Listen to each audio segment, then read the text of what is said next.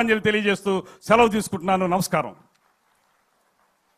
ధన్యవాదాలండి. తర్వాత రాష్ట్ర ఉప ముఖ్యమంత్రి వర్యులు పంచాయతీరాజ్, గ్రామీణాభివృద్ధి, గ్రామీణ నీటి సరఫరా, అటవీ, పర్యావరణ మరియు సైన్స్ అండ్ టెక్నాలజీ శాఖ మంత్రులు గౌరవనీయులు శ్రీ కొణిదెల పవన్ కళ్యాణ్ గారిని వారి సందేశం అందించవలసిందిగా కోరుతున్నాం.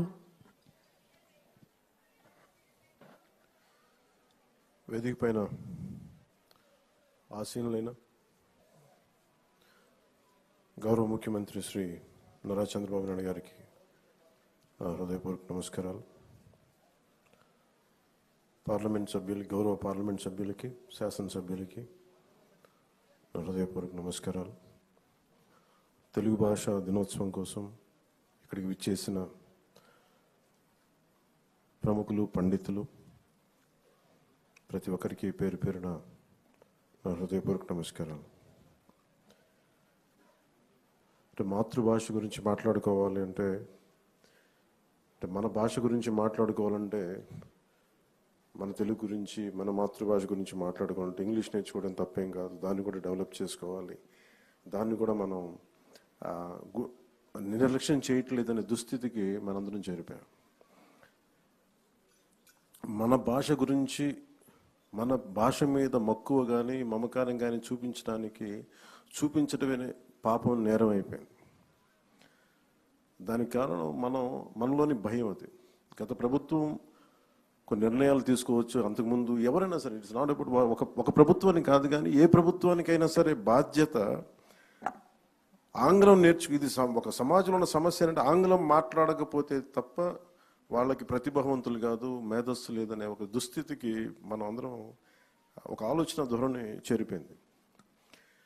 దీనిని కొన్ని దశాబ్దాలుగా ఒక్కొక్కరు బద్దలు కొడుతూ వచ్చారు. మనకి తెలుగు వ్యాకరణంగా నేర్చుకోవాలంటే బాగా బాధాకరమైంది ఏంటంటే, స్కూల్స్లో ఉన్నప్పుడు కానీ తెలుగు అధ్యాపకుల్ని వెటకారం చేయటం, సరైన తెలుగు మాట్లాడుతుంటే దానివల్ల ఏదో ఒక కామెడీ, ఒక వినోదం కలిగించే విధంగా ఉంది తప్ప నిజంగా తెలుగు భాష తాలూకు ఔన్నత్యం కానీ దాని గొప్పతనం కానీ అది చాలా పాపులర్ దీంట్లో తగ్గిస్తూ వచ్చాం. మనం అక్కడ మనందరం కూడా దీంట్లో బాధితున్నాం. కేవలం పోయిన ప్రభుత్వం ఒక్కటే బాధ్యత కాదు, మనలో ప్రతి ఒక్కరికి మన భాషని గౌరవం చూపించాల్సిన బాధ్యత మనందరి మీద ఉంది. ఇది నిజంగా చాలా దుస్థితి. ఎన్నిసార్లు మాట్లాడుకున్నా మనం నిజంగా గిడుగు వెంకటరామమూర్తి గురించి, వారి గురించి ఎంతమందికి ఇప్పుడున్న వర్తమాన ఈ కంటెంపరీ గ్రూప్ తెలియకపోవచ్చు యువతకి. ఆయన గురించి చదివినప్పుడల్లా ఎంత కదిలిపోతుందంటే, అసలు ఉదాహరణ చెప్పాలంటే గిడుగు రామమూర్తి గారు అసలు తెలుగు పండితులు కాదు. ఆయన ఇంగ్లీష్ టీచర్. ఆయన హిస్టారియన్. ఆయన విద్యార్థులకి హిస్టరీ, ఆంగ్లం నేర్పించిన వ్యక్తి. ఆయన తెలుగు భాష మీద అసలు ఆయన దృష్టి పెట్టలేదు.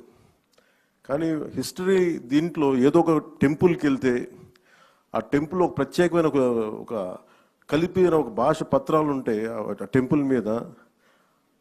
అది అర్థం చేసుకోవడానికి ఒక ప్రయత్నం చేసి అప్పుడు ఆయన చదివి దాని మీద అది దీన్ని మరుగైపోయిన భాష, ఇది ఎవరు చదవలేరు, దేవతల భాష అంటే అది కాదని చెప్పి ఆయన నేర్చుకొని, ఆయన ఎక్కడ మన లండన్ నుంచి కొన్ని మ్యాగజైన్స్ ఇంపోర్ట్ చేసుకొని పర్లాకిమిడి మహారాజు వారి సహకారంతో అవన్నీ చదివి అలా ఆయన పరిశోధకుడు. ఆయన అలాగే గిడుగు వెంకటరామమూర్తి గురించి చెప్పాలంటే ఆయన మామూలు పోరాట యోధుడు కాదు.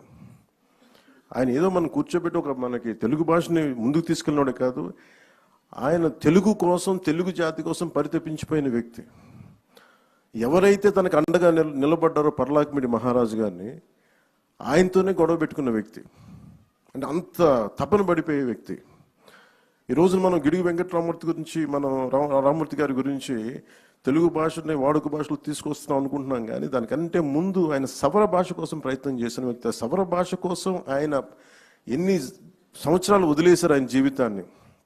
ఆయన సొంత నిధులు ఖర్చు పెట్టి, అసలు టోటల్గా ఎవరు కలవకూడదు, సవర్లతో కలవలేము, కొండ జాతి వాళ్ళతో పని లేదు, ఈ కుల వివక్ష చాలా పీక్స్లో ఉన్న దశలో అలాంటి సమయంలో ఆయన సవరుల కోసం తపన పడి, సవరులు దోపిడీకి గురవుతున్నారు సవర సమాజం. వారి దోపిడిని అరికట్టడం కోసం వాళ్ళకి ఎవరికైనా మన మైదాన ప్రాంతం నుంచి వచ్చి డబ్బులు ఇస్తా ఉంటే వాళ్ళు ఎంత ఎక్స్ప్లాయిట్ చేయబడుతున్నారు, ఎంత దోపిడీకి గురవుతున్నారు ఆయన తెలియక, వాళ్ళకి తెలియట్లేదని చెప్పి వాళ్ళ మీద ఉన్న మక్కువతో ఆయన సవరులకి అర్థం చేయడానికి వాళ్ళు జరుగుతున్న దోపిడీకి ఆయన సవర భాష నేర్చుకొని మరి వాళ్ళలో వ్యాకరణం, పుస్తకాల